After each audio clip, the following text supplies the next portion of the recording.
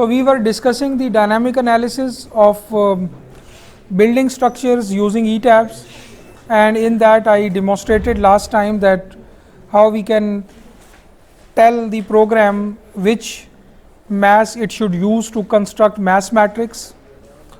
K matrix, you already know that it is formulated using FEM, and damping matrix we have seen its theoretical formulation already, but let me just now tell you how you will give the required input for the program so that it can construct C matrix. So, with that our knowledge about dynamic analysis using this particular program will be complete, and theoretically you should be able to understand how it is determining all the responses.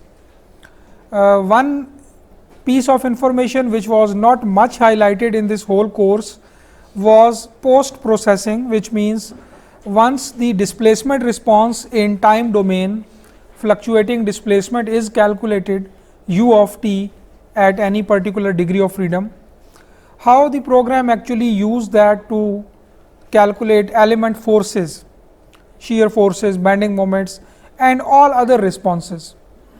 So, that part I already actually told you that there can be two ways to do that. One is that you already have the fluctuating displacement response, you multiply the global K matrix of the structure itself, and that will give you some equivalent forces, global forces, which when you apply statically to the structure will result in the same displacement and same other responses. So, one way to calculate the element forces is that you calculate equivalent static forces and apply them as applied loading, and just like any other response you calculate from dead load or live load or any other static load, you can calculate that for equivalent static earthquake loading also. The second way is that you calculate element level deformations from the global u vector and multiply the element level k with that element level u to finally get the element level forces. So, there can be two ways to do that, but once you get u of t, everything can be derived from that, all other responses, everything can be derived. The analysis primarily give you u of t. By analysis you simply mean primarily solving that equation mu dot dot plus cu dot plus ku equal to some p of t. For applied loading, p of t will be directly formulated by the applied loading numbers or values or functions. For ground shaking case, p of t is equal to minus m times one vector times u ug dot dot. So, in both cases the equation is same. The right hand side will be simply replaced by another quantity or another vector, which will also be time dependent. So, actually the applied loading case and ground shaking case are mathematically similar. The difference is that right hand side, in one case you will have all p of t applied loadings, and in earthquake case you will have the effective earthquake forces. Mathematically you can convert the ground shaking case into an applied loading case. So, let us discuss quickly about damping. You know already that damping is directly defined where you actually define the load case. So, if I just add a new load case for this example building and declare it as time history, I again have two options. One is the modal RHA and second is the linear direct integration, which we will be discussing today. So, linear modal means mode superposition method or modal RHA. If I select this option, then I can add any load pattern or acceleration pattern. Two options are available. For applied loading, for applied dynamic loadings, I will select load pattern. For ground shaking analysis, I should select acceleration. For load pattern, I should select some particular pattern which contains my dynamic loading, right. So, at least I should first make a load pattern, and then my loading should be included in that. and then I will multiply that pattern with a function which I predefined earlier. So that pattern, when multiplied by a time history, becomes a dynamic loading pattern, right? And this is the scale factor.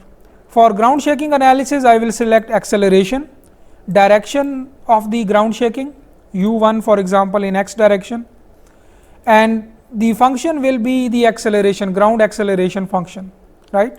So I will select the ground acceleration function which I should define earlier, and then scale factor. In both of the cases, either I go for the dynamic loading or ground shaking case.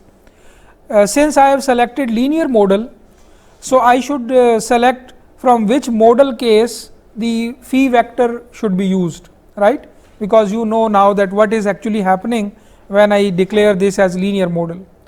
Actually the program is transforming our equation of motion into the generalized coordinates using mode shape matrix, and then solve the equivalent single degree of freedom system or modal STF systems there, and then bringing the solution back to u coordinates. So in order to do all that, program require capital phi matrix, which actually should come from a modal load case, and there is by default only one modal case which is defined. So that is appearing in that list, right. So modal case is already by default defined in this define menu. You can add your own modal case also, and there are some customizations which you can have there. So you have to select a case from which the capital phi matrix should come from. Time history motion type should be transient, should not be periodic for ground shaking case. Transient means that it is time varying, it can have any fluctuation in time. Periodic means that it is following some pattern. Number of output time steps and the output step size, I told you already that it should match with your actual functions time steps and actual functions time step size. If it will not match, then the output will be reported only for these time and these time step. For example, it will only report the output for 100 time steps equally spaced at 0.1, which means for 10 seconds, right. So if you want the program to show the output for all time steps for whole time history of the applied loading, then these two numbers should match with the function. This is the damping. Since you have selected the linear modal option, the only damping available in this case is modal damping, right. So it means that you will directly define xi I for any number of modes, and program will use them for constructing C matrix. Currently it is constant at 0.05, which means that all modes are given a constant damping of 5%. I can modify that. So by default this constant damping for all modes, which is equal to 5%, is assigned constant damping. I can also go for this interpolated damping by frequency or period. In that case I can provide time period versus damping. So regardless of what time period my different modes have, here I can define that, for example, 1 second frequency should be given a damping of, let us say, 0.05, right, and then maybe 10 second can also have 0.05, and I can add, and program will simply interpolate in between. So if my first mode have a time period of 2 seconds, the value will be interpolated from these two numbers, right. So instead of directly fixing that constant damping for all modes, I can give a range of time period or a range of frequency also. If I go for this option, I can give a frequency and damping, you can say, numbers, right. So you can use either of these two options. Then third option is mass and stiffness proportional damping by a coefficient. So here what you can do is that you can define A0 and A1 just like Rayleigh damping, and program will convert them into equivalent modal damping, right. So although the program will still use modal damping approach. It will construct the C matrix from modal damping approach, but the xi I values it will calculate from your coefficients, right. So, again when you go for that mass and stiffness proportional damping by coefficient, you again have three options. First option is that you directly specify A naught and A1, right. Second option is that you provide the two values of time periods and two values of damping, and program calculate A naught and A1 for you. You know that expression already, the last expression in that damping lecture, that you have to control, you can control two modes, you can give damping to two different modes or two different frequencies, and then you can calculate A naught and A1. Program can do that for you also, that you directly specify that 1 second time period and 0.1 second time period should be given this damping and this damping respectively, and program will automatically calculate A naught and A1 for you. So, for example, I say that my 1 second time period should be given a damping of 0.05 and my 0.1 second time period should be given a damping of 0.06, and I can recalculate coefficients and program have calculated A naught and A1 for me. So, these are two coefficients which will ensure that my these two time periods will be assigned with these two damping ratios, right. Alternatively, I can, instead of giving time period and damping, I can also give frequency and damping. Time period and frequency are interconvertible, so same thing, in whatever you can say option is suitable for you, you can use that. So, you can recalculate and it will calculate A naught and A1. For example, I want to give let us say that my first mode time period is 1 second and my sixth mode time period is 0.1 second, and I want to give all modes from 1 to 6th, I want to give same damping like 0.05 to my all modes. So, I can give 1 second 0.05, 0.1 second 0.05 and recalculate coefficients. So, program will calculate that A naught and A1, which will ensure this criteria, which will make sure that my first and sixth mode is assigned with a damping ratio of 5%. But before, but after sixth mode like 7th, 8th, 9th, you cannot control that damping if you go for this option. For constant damping, first option, you can give a constant number for all the modes, right. Then you can have some overrides. Override means that whatever value you will give here, it will overwrite any other input you have given otherwise, right. So, if you can specify, for example, you can say that this should be the overall damping, but my second mode should be given with that particular damping. So, whatever criteria you give as an override here, it will be followed. You can say the main rule will be this one, but this is kind of an override, it will be followed as an exception, you can say. So, you can particularly define, for example, first mode this damping add, second mode this damping add. So, you can define, for example, the number of modes also. So, whatever your time periods of your modes is, it will make sure that that mode is assigned with that damping, right. So, there are overall there are three options: constant damping, constant xi I value for all modes, this one, then interpolated damping by period or frequency, that instead of giving all modes the same damping, you specify a particular time period and damping, or a particular frequency and damping.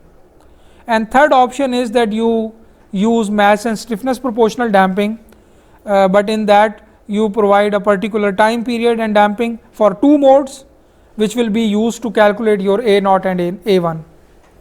And you can also give the time period for those two modes, or if you want, you can give the frequency of those two modes. Obviously, you can do it if you first know your range of time periods. So, I assume that if you are using this option, you already have first reviewed your modal analysis results. So, you know that my first mode time period is this much and my sixth or eighth mode is this much, right. So, you already know what is the range of time periods in which your all significantly participating modes exist, right. So, this is when you click OK, the damping will be assigned. So, currently since I used for example third option and I select this damping ratio for 1 second cycles per second frequency and 10 cycles, let us say some example number. So, this is my now option for modal damping, right. So, the program will use this information to construct C matrix. If I go for linear modal, right, this option will be modified if I go for the linear direct integration, the second option which is available for linear dynamic analysis, right. So, other two options are for nonlinear analysis, but the second option for linear analysis is linear direct integration. If I select this one, form is modified now, right. So, there are some additional things which I will only focus on damping this time. Obviously, now you do not require to select modal case, because there is no role of mode shapes in direct integration method, right. So, no modal case here. Additionally, you have to select the analysis method or time integration method, which is at the bottom. This option was not there in the linear modal case, right. So, you can select any of the analysis method. All methods are based on direct integration technique, right, but they have different calculation steps. This is damping option. Currently, it is mass 0, stiffness 0, modal no. So, if I modify this, I will get this slightly modified form now. First is because by default, since it is kind of since this linear direct integration is based on you can say not based on the mode shape concept. So, directly the option is the mass and stiffness proportional damping. So, in proportional damping, the first option is that I directly give A naught and A1 or alpha and beta value. Second option is same as in the modal case also, that I can provide the time period and damping ratio for 2 time periods, and program will make that U-shaped curve and it will assign all the damping ratios to different modes. The third option is that I, instead of providing the time period and damping, I provide the frequency and damping. So, I let us say define this option that my 1 second time period should be given, let us say 0.05, and my 0.1 should be given 0.06, and then recalculate coefficients. So, program have already calculated A naught and A1, which will ensure this thing, right. And so, these three are the same options which are also available in modal damping approach, but in modal damping approach the primary option was that I directly specify xi I for different modes, which can be for example constant xi I or different xi I value for different modes. Here you have to define A naught and A1. You cannot define a constant xi I value for all modes as a primary option. Program will construct C matrix using proportional damping, but you can add additional modal damping, this option, right. In that additional modal damping, since this load case does not require mode shape option, but if you want to include modal damping, then first you have to select the modal case, right, and then maximum considered modal frequency. I mean, you will provide whatever modal damping you will give, it will be assigned to all the modes which are within this range from 0 to 100 hertz. I mean, it will not assign for all thousands and millions of modes that damping, it will use that range of frequency. So, if you go for additional modal damping, there you have modal damping options. So, if I modify show modal damping parameters, again the same 3 modal damping options are there, right. So, the primary input required for direct integration damping is the mass and stiffness proportional damping, but you can add additional modal damping also, right. It is additional. Overwrite means that it will replace the previous option, but additional means that it will add to the previous damping. So, whatever A0 and A1 will give you some damping, this additional modal damping will add to that damping, right.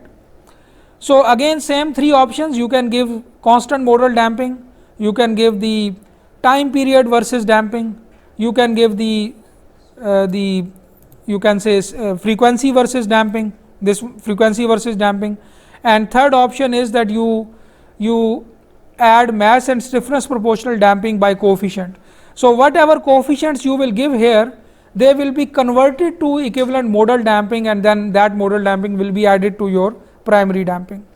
So, again you can provide directly A0 and A1, which are representative of your modal damping, or you provide modal damping by time period or by frequency, and it will recalculate your coefficients based on that.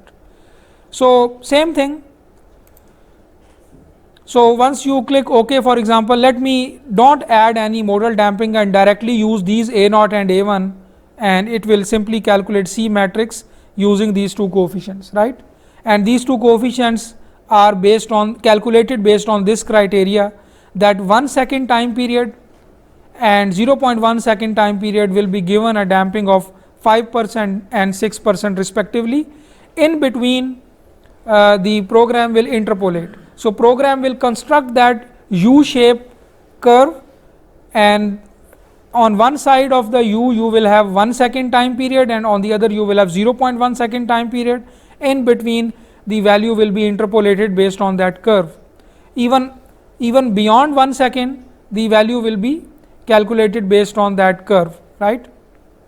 So, you will have a control in this time period range or this frequency range, but beyond that you will not have much control.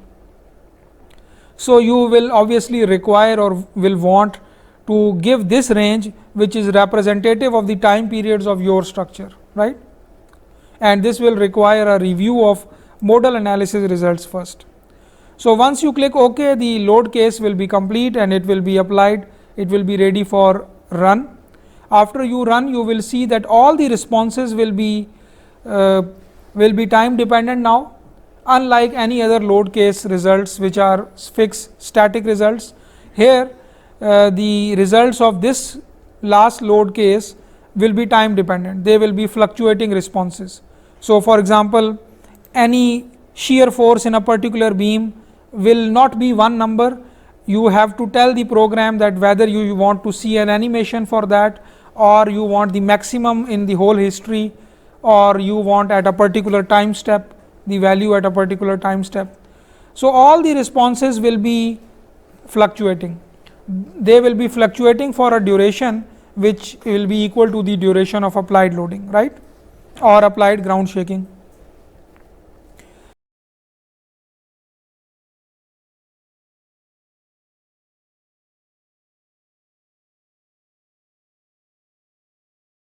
So, if I for example lump all the mass at one master node at one particular level, that master node again will can have 6 degrees of freedoms.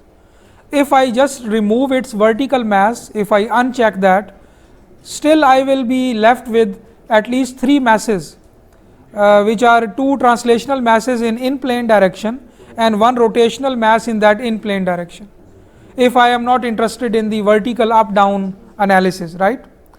So, it means that that lumped mass node will still have at least 3 degrees of freedom, 2 in 2 translational directions and 1 in the rotational direction about vertical axis or in plane rotation, right.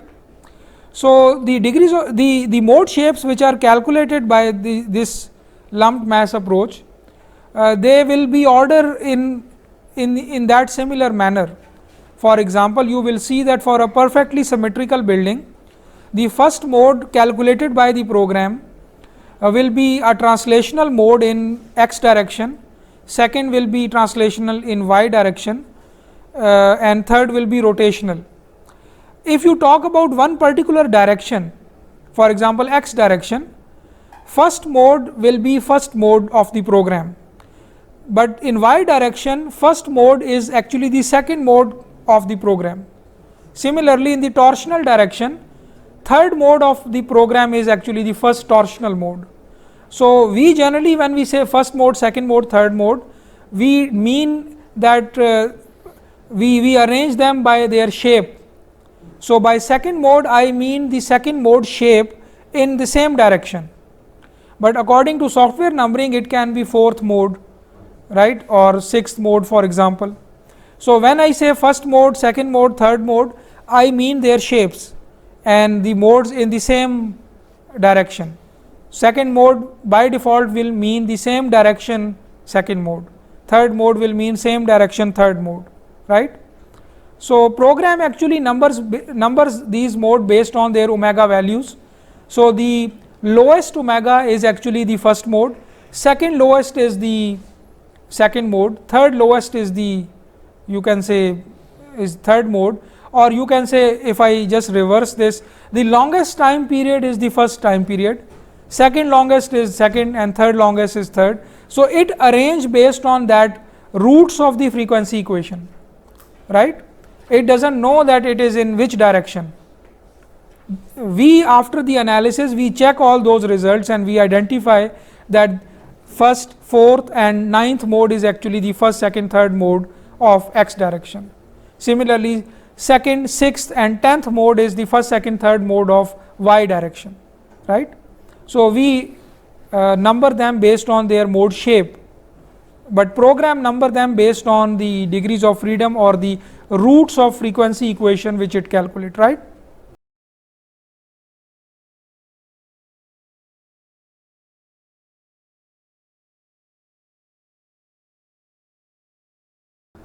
You have just seen that eigenvalue analysis. Is there any role of damping in that? No. So, modal analysis is not related to damping.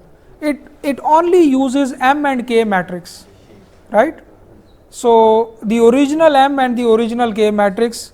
So, it is a concept only associated with M and K matrix. So, therefore, when you run modal analysis you do not need to provide any damping, but before actually performing the dynamic analysis you have to provide damping, right. So, program does not require C matrix for modal analysis, or mode shapes does not depend on the damping of the structure, right.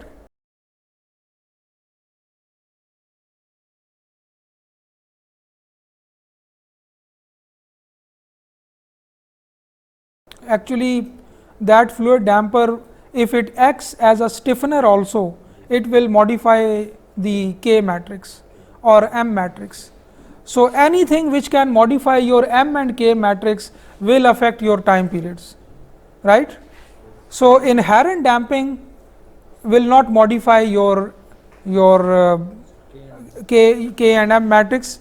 So, you can by the way think of few things which can modify your M and K matrix, which are generally not considered. For example, the restraints, your support conditions, whether you have modeled the foundation with the superstructure or not, right, that will affect your M and K matrix, and some other things also.